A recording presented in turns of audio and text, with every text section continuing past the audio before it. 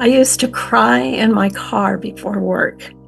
Even though my life looked successful on paper, had an accounting job, steady, good income, but inside, I felt empty, like misaligned. And I remember thinking, this can't be it.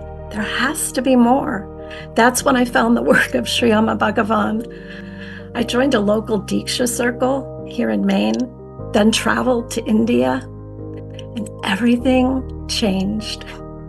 I began to feel more connected to myself, to grace, to my purpose. From a corporate grind to nonprofit CEO, grace was guiding each move. Then I made the leap. I left my 9-to-5 and started my own consulting firm. Now, I turn into a beautiful state before every client call.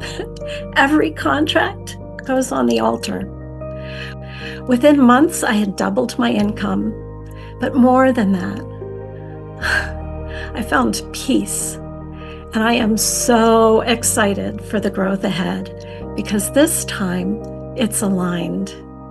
This is the power of Sri Amma Bhagavan's grace.